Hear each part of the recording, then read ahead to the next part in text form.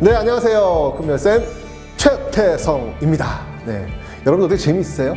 네, 조금만 좀 관심을 가지시고 우리 문화재를 바라보시면 제발 따뜻한 시선으로 따뜻한 시선으로 좀 바라봐 주시면 참 좋겠습니다, 여러분들. 자, 여러분 제 옆에 지금 아주 클래식 좋아하시나요? 클래식 그 앨범 자켓이 나와 있는데 근데 여기 지금 이 그림을 보시면 알겠지만 뭔가 이 클래식 곡하고는 잘 어울리지 않는, 하지만 우리가 잘 알고 있는 그림, 고구려 사신도거든요. 이게 지금 있습니다. 이게 조화가 잘 안 되지 않나요, 여러분들? 어떠세요? 궁금하시죠? 자, 이 자켓 속에는요, 바로 이마주라는 곡이 있는데요. 바로 이 곡이 오늘의 주제와 관련이 있습니다. 플루트, 오보에, 바이올린, 첼로. 아니, 저는 클래식 잘 모르는데, 어쨌거나 좀 이렇게 격이 있어 보이는데요. 어쨌든 이 사중주로 연주하는 이 곡은요, 바로 어느 무덤의 벽화에서 영감을 얻은 곡이라고 합니다. 아까 제가 사신도라고 말씀드렸잖아요. 이 플루트는요, 청룡, 오보에는 백호, 바이올린은 현무, 그리고 첼로는 주작. 뭐죠? 네, 사신도. 바로 이 사신도가 오늘 강의와 어떤 관련이 있을지 피해갈 수 없는 문제 한번 보고 출발해 보도록 하겠습니다. 문제! 자, 밑줄 친 무덤이 위치한 곳을 지도에서 옳게 찾은 것은 이렇게 나왔습니다. 1971년 도굴되지 않아 완전한 형태로 발견된 이 무덤은 중국 남조 양식의 한 무덤이다. 왕과 왕비 장신구와 금관 장식, 귀고리 팔찌 등 껴묻거리가 출토되어 당시 문화의 특징을 엿볼 수 있다. 지도에 이 고대 국가의 수도인 국내성, 평양, 한성, 웅진, 금성이 있는데요. 자, 그럼 이게 발견된 곳은 어디일지, 요걸 이제 찾는 거예요. 그런데 여러분들 이런 문제들을 많이 접하실 거예요. 항상 우리가 이제 주안점을 둘 건 뭐냐면요. 문화유산이 있으면 그게 어디에서 나온 건지는 관심을 좀 가지실 필요가 있어요. 아니, 우와, 멋있다. 그러면 보러 가고 싶지 않나요? 어디인지를 알아야 될 거 아니에요. 그죠? 적어도, 이 문화유산은 어디에 있어. 요 정도 상식은 가지고 계셨으면 좋겠습니다. 아셨죠? 자, 오늘은 그래서 고구려, 백제, 신라의 그 고분에 대해서 한번 살펴보려고 합니다. 이 고대사의 왕이라든지 왕족을 모신 이 무덤은요, 이런 표현하면 참 어떨런가 모르겠는데 보물창고나 다름이 없죠. 우리 현재의 어떤 우리 후손의 입장에서 본다면 정말 보물창고나 다름없다라고 볼 수 있는데, 이 고구려 고분은요, 세계 문화유산으로 지금 등재되어 있습니다. 삼국의 이 무덤 양식은 시대가 변화하면서 조금씩 달라지는데요. 고구려 초기 무덤 양식은요, 돌무지 무덤입니다.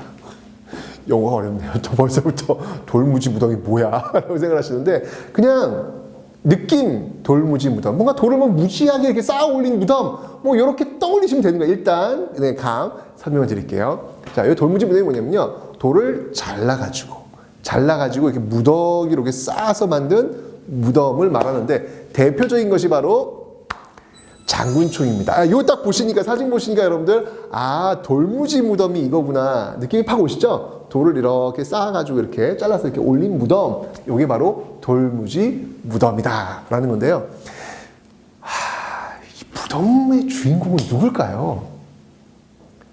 정확하게는 이 사람이다라고 할 수는 없는데, 추정해 보면, 고구려 그 20대 왕인 장수왕, 아시죠 여러분들? 평양천도, 남하 정책, 그 장수왕의 무덤이 아닐까, 이렇게 이제 추정을 하고 있습니다.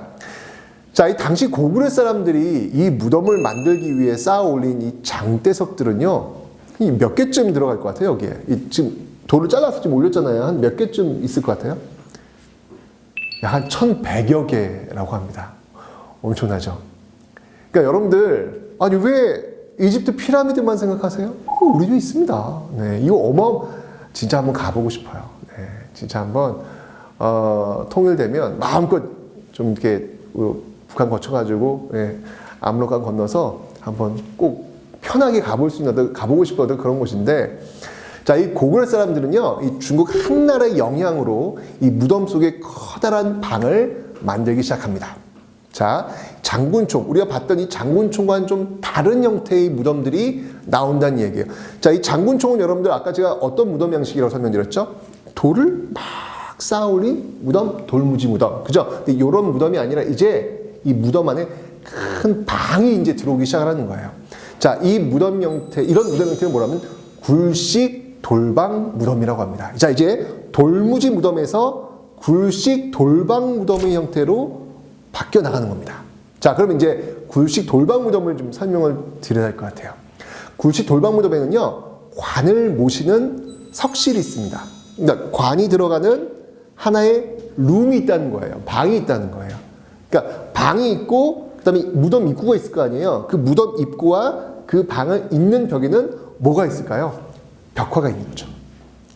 자, 4세기 이제 본격적으로 등장하기 시작하는 이 고구려 고분의 벽화는요, 고구려가 멸망하는 순간까지 아주 계속 그려지게 됩니다. 아, 정말 대단한 그런 우리의 문화유산이 아닐까라는 생각이 드는데, 한편으로 보면은 죽은 자가 머무는 그 방, 화려하게 그려진 벽화. 자, 한편의 어떤 궁전 같아요. 죽은 자가 살고 있는 어떤 그런 궁전 같은 그런 느낌이 드는데, 그런데 문제는 뭐냐면, 자, 이 굴식 돌방 무덤 잘 보세요, 여러분들. 잘 보시면, 아까 제가 지금, 룸이 있다, 방이 있다 그랬잖아요. 그 방을 지금 들어가는 입구가 있습니다. 그죠? 그러면, 입구가 있어가지고 벽화를 그릴 수는 있는데, 이 입구 때문에 문제가 생겨요. 입구가 있어서 벽화를 그릴 수 있는 공간이 좀 확보가 됐잖아요. 그죠? 쭉 들어가면 되니까 거기서 이제 그림을 그렸으니까. 그런데 이것 때문에 문제가 생겨요. 뭘까요? 도굴이 쉬워요. 도굴이 쉬워요. 이 입구가 있기 때문에 문만 발견하면, 문만 찾아내면 그냥 들어가는 거예요. 여러분들 왜 고구려 무덤하면 거기에 어떤 문화유산이 있을까? 딱 떠오르는 게 뭐죠? 벽화잖아요. 아니 근데 생각을 해보세요. 무덤 안에 벽화만 있을까? 그렇진 않을 거 아니에요. 다양한 게 있어야지 정상인데 왜 우리 고구려 무덤에서는 벽화밖에 생각이 안 날까? 바로 무덤 구조 때문에 그런 거예요. 이렇게 입구가 있다 보니까 어떡해요. 이 도굴꾼들이 입구 이렇게 도굴꾼들 보면요, 기가 막히답니다. 이게 기다란 막대로 꾹꾹 이렇게 찔러보면요, 입구가 어딘지 금방 안 돼요. 그래서 그 입구 딱 찾은 다음에 거기에 그냥 빼내가지고 쑥 들어가서요, 거기 안에 있는 문화유산들을 그냥 다 빼내 온 거죠. 벽화는 빼낼 수가 없잖아요. 벽화 그림 그리는데 이걸 어떻게 돼요? 근데 요즘은 워낙 기술이 발달해가지고요, 벽화도 무슨 흡착기 같은 걸로 이렇게 뚝 떼어내려고 하는 그런 게 있답니다. 정말 이게 진짜 보존 잘 돼야 되겠구나 라는 생각이 들어요. 자, 어쨌건 간에 여러분들, 지금 고구려 고분벽화에 남아있는 벽화, 왜 벽화만 남아있는지 이해가 되시죠? 그건 바로 무덤의 구조 때문에 그렇습니다. 어떤 구조였다? 굴식, 굴처럼 이렇게 들어가서 돌방이 있는 굴식 돌방 무덤이기 때문에 그렇다라는 거 일단 하나 알고 계시면 되고요. 아셨죠? 자, 다음은요, 이제 우리 한번 굴식 돌방 무덤 들어가 볼까요? 자, 들어갔습니다. 들어간 다음에 천장을 이렇게 한번 올려보세요. 천장 위에 이렇게 한번 쳐다보세요.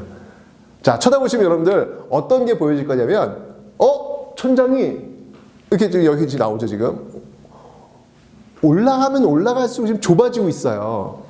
이런 천장을 뭐라고 하냐면 모주림 천장이라고 합니다. 모주림 천장. 말이 좀 어렵죠? 어렵지 않아요. 모서리를 줄여나간 천장이라는 의미예요. 자, 모주림 천장은요, 이 기하학적 구조를 지니고 있는데요, 이 사각형의 모서리를 잘라가지고 부피를 반으로 줄인 거죠. 보세요. 지금 그러니까 그 안으로 이렇게 위로 올라가면 올라갈수록 지금 네모난 모양이 작아지고 있잖아요. 지금요. 쭉 지금 올라가고 있는 모습 상상해 보시면 되는 거예요. 그죠? 이런 모습의 어떤 모주림 천장 구조를 또 이 굴식 돌방 무덤에 가지고 있다. 이렇게 보시면 되겠습니다.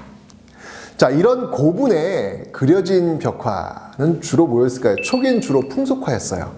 무용총, 장군총, 각저총이 대표적인데요. 각저총. 벽화 한번 볼까요?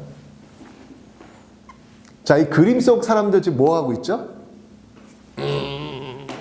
네, 씨름 지금 하고 있습니다. 근데 여러분들 왜 각저 뜻이 뭔지 아세요? 각저가 옛날 말로 씨름이라는 뜻이에요. 예, 이건 지금 씨름 그려져 있는 거예요. 자, 근데 잘 보세요. 잘 보세요. 재밌는 건요, 이 사람들의 얼굴입니다. 자, 얼굴 한번 지금 확대해서 지금 보여주고 있는데 한번 잘 보세요. 우리나라 사람 같지가 않아요. 코 보세요, 코. 코가 우리나라 사람 코 아니잖아요. 그죠? 뭔가 약간 이 코가 약간 매부리 코 같은 그런 느낌? 우리나라 사람 코처럼 이런 코는 아니란 말이죠. 서역인입니다. 서역인. 네, 바로 이 페르시아 쪽 사람이 와가지고 우리나라 사람과 이 씨름을 하고 있는 그런 모습을 보고 있습니다. 한쪽은 지금 고구려 사람이 맞고요. 또 다른 한쪽은 분명히 서역인이에요. 이건 뭘 할 수 있죠? 서역과의 그 교류 사실을 보여주는 그런 멋진 자료가 되는 겁니다. 자, 이 사신도는요, 평안도에 있는 그 강서대묘의 지금 벽화를 지금 여러분들이 보고 있습니다. 평안도에 있는 강서대묘인데, 사신은요, 도교에서 유래된 방위신을 묘사한 거죠. 우리 잘 알고 있어요. 동쪽에는 청룡, 좌청룡, 아시죠? 서쪽에는 백호, 우백호, 아시죠? 남쪽에서는 주작, 남주작, 북쪽에서는 현무, 북현무, 이렇게 지금 무덤을 지키고 있는 겁니다. 자, 근데 제가 지금 이렇게 쭉 지금 무덤 이야기를 하고 있는데, 여기서 질문 하나 제가 좀 드릴게요. 어떤 무덤에서는 총인데, 어떤 무덤에서는 능이란 말이죠. 무슨 총, 무슨 능. 차이 뭘까요? 몰라요? 그렇죠? 갑자기 물어보니까 좀 당황하시죠, 지금? 그러네, 진짜. 어떨 땐 총이고, 어떨 땐 능이지? 무슨 총, 요렇게 나오는 거 뭐냐면, 발굴은 했는데, 주인이 누군지 모르는 거예요. 그럴 때는 그냥 총, 이렇게 하고요. 누구의 무덤인지 정확히 안다. 그러면 거기는 능이 되는 겁니다. 뭐, 예를 든다면, 춤추는 그 사람이 이제 그려져 있다. 근데 누구의 무덤인지 모른다. 그럴 때는 어떻게 되는가요? 춤을 추고 있으니까 무용하고 있잖아요, 무용. 그죠? 그러니까 주인을 알 수 없는 경우에는 무용총, 이제 이렇게 부르는 거죠. 이해가 되셨죠, 여러분들? 아까 각저총 있어요, 각저총. 그 뭐예요? 무덤의 주인은 알 수 없지만 씨름하고 있는 모습이 나오니까 각저총, 이렇게 나오는 겁니다. 자, 그러면 아니 왜 누구의 무덤인지 정확히 분명히 알 수 없는 걸까요? 아까 제가 설명드렸잖아요. 우리나라의 무덤 중에는 이 멀쩡한 게 그렇게 많지가 않아요. 이유는 도굴 때문입니다. 게다가 일제강점기에요. 일본인들이 말이죠. 우리나라의 그 무덤이란 무덤은 정말 전부 다 파헤쳐요. 그래서 거의 남아있는 게 없다는 이야기죠. 자, 이 백제, 여기 지금 이제 무덤들 사진들이 보이고 있는데요. 마찬가지로 돌무지 무덤, 석촌동 고분군에서 돌무지 무덤이 보이고 있습니다. 원래는 89기의 무덤이 정말 웅장하게 서 있었는데요. 역시 일제강점기 때 전부 파헤쳐진 거죠.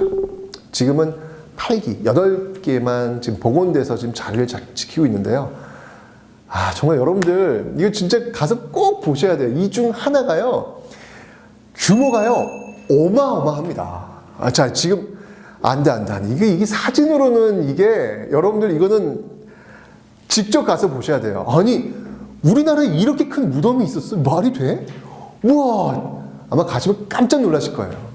이 규모, 스케일이 달라요, 스케일이. 이제 제가, 정말 그 이집트 피라미드 얘기했지만, 그 정도의, 뭐 그렇게 큰 규모는 아니겠지만, 딱 봤을 때, 우와, 엄청나다라는 그런 느낌. 딱 비교될 정도로 굉장히 큰 규모가 있습니다.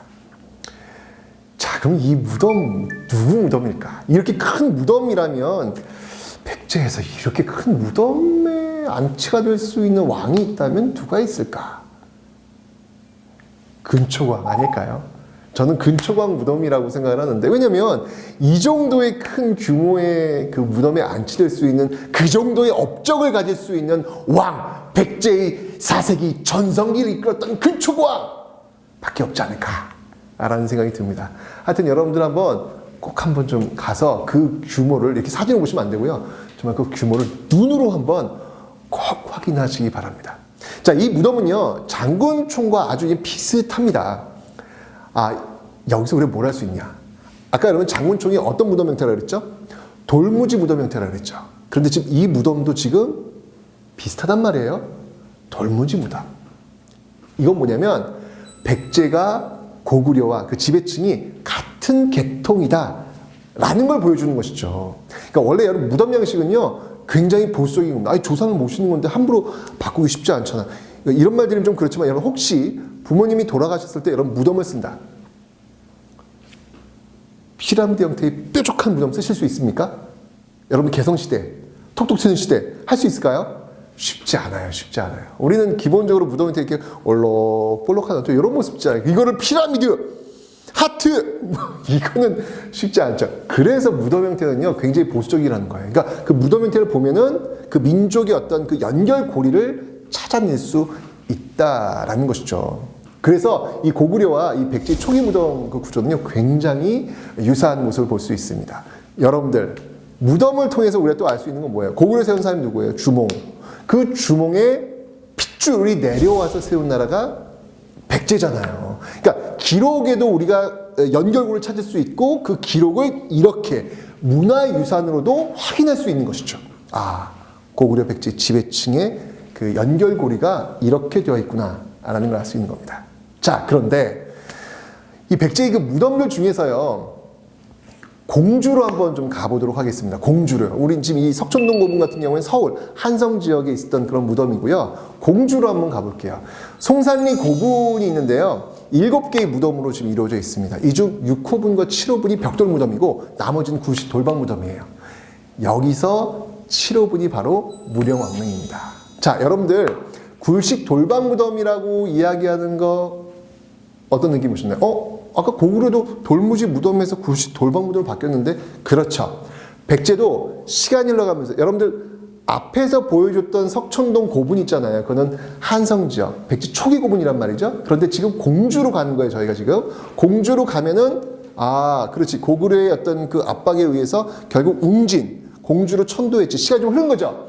그리고 나서 여기에서의 무덤들도 이제 굴식 돌방 무덤으로 지금 바뀌고 있는 모습을 확인을 하신 겁니다. 자, 그런데요. 이 문영왕릉, 이 문영왕릉의 발견은요, 정말 국내를 발칵 뒤흔들었습니다. 여기도 에피소드를 또 보셔야 될 거 아닙니까? 1971년에요. 비가 무지하게 많이 왔어요. 이 송산리 고분에서요, 무덤 안으로 이 물이 흘러 들어가지 못하도록 물길을 터야 했습니다. 그래서 관리인 아저씨가 이 삽질을 이렇게 하는 거죠. 삽질하는데, 낑! 삽이 안 들어가는 거예요. 뭐가 깡 걸리는 거죠. 뭐야? 이게 흙을 이렇게 딱 치워보니까 거기에서 기와장이 나옵니다. 아니, 지금 그 송산리 고분군에서 땅을 팠는데 거기서 기와장이 나왔다? 이게 뭔가 있다는 거죠. 깜짝 놀란 이 관리인이요. 전화로 신고를 하는 거예요. 여기 지금 이게 땅을 파는데 여기 기와장이 나와요. 이게 뭔지 조사 좀 해주세요. 하고 전화를 한 거죠. 야, 정말 이 전화 한 통, 이거는 정말 나라를 들썩 만들어 놓습니다. 자, 우선 이 국립박물관장이었던요, 이 김원영 교수와 고고학자들이 막 급히 달려옵니다. 그러니까 이 기자, 구경꾼들도 막 같이 막 몰려 들어왔겠죠. 그죠? 정말 처음으로 일제 때 약탈당하거나 도굴되지 않은 무덤이 발견된 거예요. 한 번도 이런 적이 없었거든요. 정말 하늘이 준 기회가 되죠. 우리의 힘으로 우리가 직접 발굴할 수 있는 첫 번째 기회를 지금 맞이한 겁니다. 드디어 발굴이 진행되던 날, 그러니까 그냥 할 수는 없잖아요. 그래도 이게 하나의 그 고분이고 옛 어른을 모신 곳인데 사실은 이게 지금 이게 말이 발굴이지만 어쨌든 이게 무덤을 파는 거 아닙니까? 그죠? 그러니까 신령을 모시듯이 잘 해야 되겠죠. 그래서 이제 먼저 위령제를 지낸 후에 입구를 막는 벽돌이 쫙 입구에 있었거든요. 그 벽돌 하나를 딱 빼냅니다. 자, 그리고 벽돌을 다 빼고요. 깜깜한 통로를 따라 들어갔더니 거기에 석판 하나가 짜잔 하고 나타나는 거예요. 이런 내용이 새겨져 있었습니다. 영동대장군 백제 사마왕. 우와, 저는 아마 그 글씨를 발견한 그분, 그 고고학 교수님은 아마 덜덜덜 떨었을 것 같아요. 정말 덜덜덜. 영동대장군 백제 사마왕. 이 사마는요, 무령왕이 살아있을 때의 이름이거든요. 그렇게 해서 드디어 이 무덤의 주인공이 백제 제25대 무령왕으로 밝혀지게 된 겁니다. 저는 정말 이건 드라마의 한 편이 아니었을까라는 생각이 들어요. 정말 감동 그 자체였을 겁니다. 근데 문제가 생깁니다. 그때까지 이 발굴은요, 제가 얘기했잖아요. 대부분 다 일본인 손으로 이루어졌기 때문에 우리가 한 번도 해본 적이 없어요. 이 무덤 내부가 공개되자마자 아까 그 벽돌 입구 입구에 그 벽돌 다 뺐다 그랬잖아요. 그죠? 그 빼고 나 들어왔는데 이때부터 아수라장이 벌어지는 거예요. 이 백제 사마왕, 이 얼마나 놀랐겠어요. 그러니까 기자들도 이게 백제 사마왕 무령왕을 이래.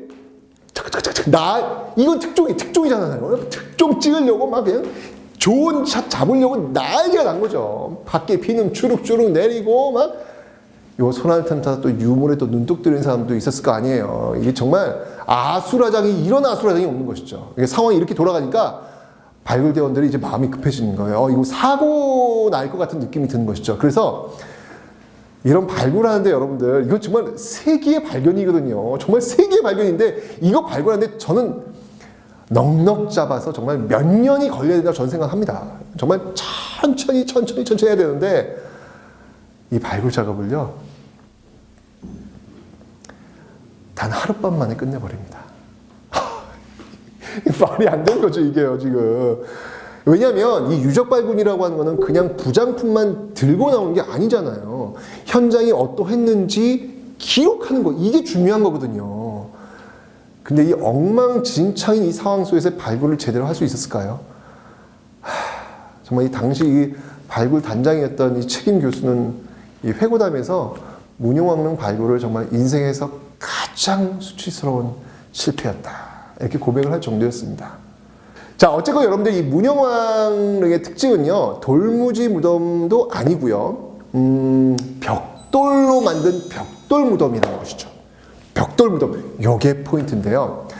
고구려의 그 무덤 양식이 제가 아까 돌무지 무덤에서 굴식 돌방 무덤으로 바뀌었다 그랬잖아요. 백제도 역시 마찬가지로 돌무지 무덤에서 아까 석촌동 고분에서 지금 이제 굴식 돌방 무덤으로 바뀌었는데, 여기에 이제 새로운 무덤 형태가 하나 추가된 거죠.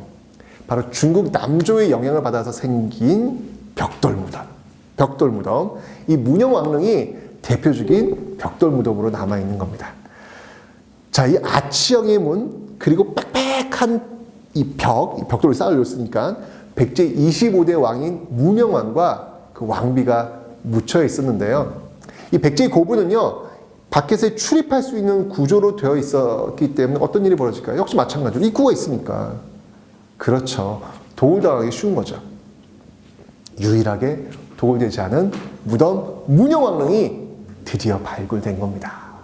자, 이 문영왕의 무덤에는요, 4,600점이나 되는 이 문화재가 아주 고스란히 남아 있었습니다. 와, 여러분 가서 보셔야 돼요. 지금 옛날 그 모습 형태를 좀 보고들 좀 거의 해놨거든요, 여러분들. 가서 한번 보세요. 정말 와, 대단합니다. 일단 금으로 만든 그 관 장식이라든지 장신구, 거울, 그릇, 정말 화려해요. 백제 문화는요, 기본적으로 화려합니다.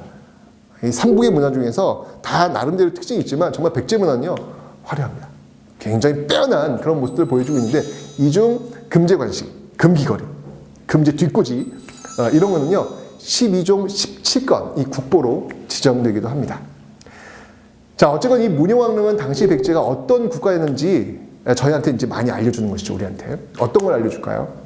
자, 일단 보세요. 우선 벽돌, 빽빽하게 쌓아 만든 요 양식은요, 중국 남조 양나라에서 유행하던 것이었거든요. 그리고 이 문영왕하고 그 왕비를 안장한 관.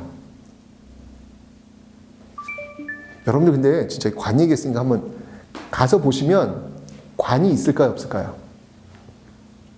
가서 딱 이렇게 상상을 해보세요. 한번 상상해 보세요. 가면은 문영왕의 관과 문영왕비의 관이 있을까요, 없을까요?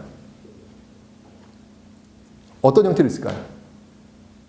딱 가보시면 이제 질문들을 해요. 아니, 문영왕이 그 무덤인데 왜 관이 없어요? 그런 얘기를 하는데, 아니, 지금 1400년 그 시간이 흘렀어요. 나무로 만든 관이에요. 그럼 어떻게 했어요? 나무 썩죠. 푹 내려앉았죠. 그래서 푹 내려앉아 나무의 그 파편들이 푹 이렇게 흩어져 있는 모습을 확인하시게 될 겁니다. 아니, 가서 관을 찾으시면 이 관이 보이겠습니까? 어쨌건 이 관은요, 일본에서만 나는 금송이라는 소나무로 만든 거예요. 자, 그러면 보세요. 벽돌무덤 중국 남조 양나라, 관은 일본 소나무? 뭘까요? 그렇죠. 문영왕 당시에 백제가 중국이나 일본과 교류를 할 정도로 정말 많은 외교 관계를 맺었다라는 걸 보여주는 것이죠. 그러니까 이 동아시아 문화가 이 집결되어 있는 하나의 그 증거, 이게 바로 문영왕릉이라는 겁니다. 그러니까 대단한 어떤 문화유산이라고 볼 수 있는 것이죠. 자, 그런데 여러분들, 백제 문화유산은요, 한성 시기인지 웅진 시기인지 사비 시기인지 구분을 해두셔야 돼요.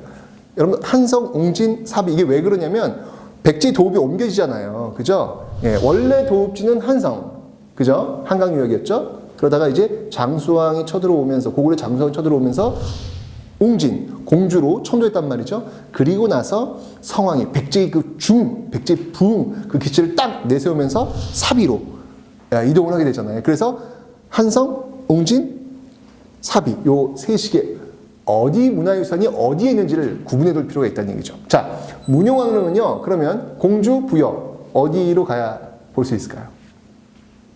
웅진. 문영왕은요, 성왕의 아버지예요. 제가 방금 설명드렸잖아요.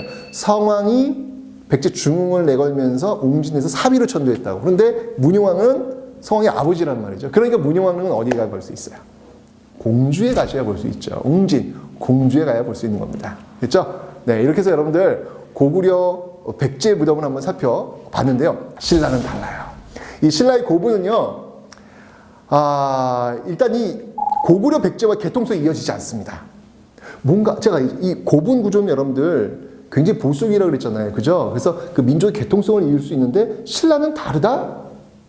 추측컨대 신라는 고구려 백제의 지배층과는 개통성이 다른 사람들이 세웠겠구나. 이런 것들을 무덤을 통해서 추측할 수가 있는 것이죠.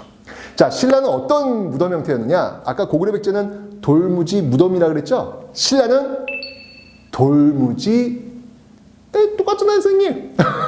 뒤에 달라요. 덧널 무덤이에요. 돌무지 덧널 무덤으로 고분을 만듭니다. 자, 그럼 여러분 돌무지 덧널 무덤을 한번 보실 텐데요. 지금 옆에 지금 보이고 있죠? 네, 여기 이제 그 구조예요. 이 나무 널이 뭐냐면 관이에요, 관이라고 떠올리시면 돼요. 나무 널과 그 껴뭇거리 상자를 방에 일단 모셔요. 네, 껴뭇거리 상자엔 또 수많은 부장품이 담기겠죠. 그 후 나무 덧널 위에 돌무지를 쫙 쌓고요. 흙으로 덮어가지고 이 봉분을 만드는 이런 구조를 지금 여러분들이 보고 계십니다. 여기 이제 바로 돌무지 덧널 무덤이 되는 거예요. 자, 그러면 이제 우리 이제 비교를 한번 해봐야 될 것 같아요. 이 돌무지 덧널 무덤의 구조하고 앞에서 설명했던 굴식 돌방 무덤하고 비교해 보셔야 되겠죠. 자, 여기 보세요, 여러분. 자, 지금 널이 지금 두 개가 있죠. 덧댔다는 얘기예요, 지금. 널이 있고 위에 지금 돌을 무지하게 쌓아 올렸고요. 그리고 봉분 지금 덮었단 말이죠. 입구 있어요, 없어요? 입구가 없어요. 그러니까 입구가 없으니까 방과 그 입구를 연결하는 통로 지금 있어요, 없어요? 없잖아요. 그 없으면 여러분들 입구가 없고 통로가 없으니까 벽화를 그릴 수 있는 공간이 있다, 없다? 없는 거죠. 그래서 이 돌무지 덧널 무덤에는 벽화가 없어요. 없으면 그릴 수 있는 공간이 없으니까. 그죠? 자, 대신 여러분들 입구가 없으니까 도굴이 쉬울까 어려울까? 어렵죠. 그래서 여러분들 이 돌무지 덧널 무덤에서는요, 어마어마한 이 부장품들이 막 쏟아져 나오는 겁니다. 이게 입구가 있고 없고의 차이예요. 고구려 백제, 입구 좀 어떻게 좀, 그거 안 될까요? 자, 어쨌건 이런 대표적인 돌무지 덧널 무덤에는요, 천마총이 있습니다. 대표적인 거죠. 그러면, 그쵸? 네, 질문 들어와요. 무슨 소리, 선생님? 저 경주 갔다 왔어요. 저 천마총마 그 입구 있어요. 입구 있어요. 저 입구 들어갔다 왔는데요.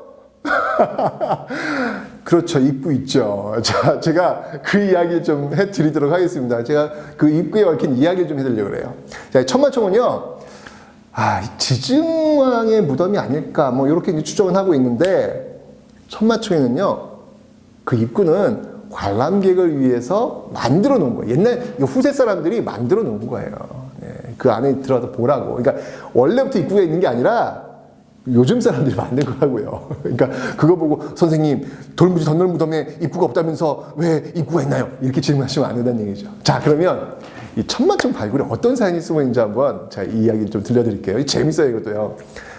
문영왕릉이 발굴된 해에, 그러면 문영왕릉, 공주에 있는 문영왕릉 발굴했으니까 백제니까 경주에서도 신라 고분 한번 발굴해보자라고 결정을 합니다. 근데 아까도 제가 말씀드렸지만 광복 이후에 한 번도 제대로 좀 이 발굴이 이루어진 적이 없었기 때문에 이게 참 부담스럽단 말이죠. 부담스러워요. 맨 처음에는 이제 그 황남대총이라고 가보시면 알겠지만 그 대릉원 보면 제일 큰 무덤들 이게 많이 있는데 그래서 황남대총을 한번 발굴을 한번 해보려고 했는데 부담스러운 거예요. 이게 큰 무덤을 잘못 발굴하면 어떡하지? 이게 너무 크니까 제일 큰 무덤이니까 시선 쫙 끌 거 아니에요. 근데 하고는 싶은데 왠지 모르게 자신이 없는 거죠. 문영왕릉에서도 법안 실수를 되풀이할 수도 있겠다라는 어떤 그런 것들이 있을 거 아니에요. 그래서 그러면 그 황남대총 그 옆에 있는 작은 무덤을 한번 테스트용으로 한번 발굴을 해보자 라고 해가지고 샘플용으로 이 천마총 발굴을 먼저 한 겁니다. 근데 정말 큰 기대는 없었거든요. 근데 그 큰 기대 없이 발굴한 천마총에서요, 어마어마한 유물이 막 쏟아져 나오는 거예요. 이거 그냥 파면 뭐가 나오고, 파면 뭐, 11,500여 점. 엄청나죠? 이 유물수도 대단한데요. 그 신라시대의 정말 그 화려하고 수준 높은, 짜잔! 이것! 금관이 나온 겁니다. 정말 대단하지 않습니까, 여러분들? 더군다나, 무엇보다 이 경주에서 한 번도 나오지 않았던 천마도가 이목을 집중시킵니다. 그럼 이제 여기서 또 질문을 많이 하죠. 응? 아까 저 돌무지 덧널무덤은 벽화 그릴 수 있는 공간이 없으니까 벽화 없다고 그랬는데 무슨 천마도? 네. 정확히 맞추셨어요. 천마도는 벽화 아니에요. 벽화가 아니고요. 자작나무 껍질에 그린 그림입니다. 예, 그림이에요. 사실 이게 이제 말을 그린 것인지는 의문이에요. 이게 천마도, 그러니까 하늘을 나는 말이라는 건데 이게 말이야? 라는 거에 대해서는 좀 여러 설이 있어요. 적외선을 이렇게 찍어봤더니 전설 속 그 영물인 기린이랑 닮았다. 이렇게 지금 보여주고 있거든요. 그럼 우리 이제 배웠으니까 왜 그 무덤의 특징을 잡아가지고 그 주인을 잘 모르는 경우, 정확히 모르는 경우에는 그 무덤에서 나온 유물의 특징을 잡아갖고 이름을 붙인다. 그랬잖아요. 그래서 그 뒤에 총이라고 한다 그랬잖아요. 그럼 이 천마총은 원래 뭐가 될까요? 천마도가 아닐 수 있다는 거죠. 그러니까 기린총 이렇게 불러야 되지 않을까? 뭐 이런 생각도 한번 해봅니다. 우리가 배웠으니까 한번 연습 한번 해본 거예요, 여러분들. 네. 자, 어쨌건 다시 돌무지 덧널무덤을 한번 보겠습니다. 아까 말씀드렸지만 이 고분은 도굴할 방법이 없어요. 이거 어떻게 도굴합니까, 이거는? 야, 저렇게 지금 널 위에다 돌을 저렇게 쌓아 올리고 그 위에 봉분까지 이렇게 이걸 어떻게 도굴해요? 자, 그래서 바로 이 덧널 안에 있는 유물들이 그대로 보존이 되어 있었던 것이죠. 국보 188호로 지정된 금관이라든지 국보 190호로 지정된 금제 허리띠처럼요. 아주 엄청난 문화유산들이 나오게 된 겁니다.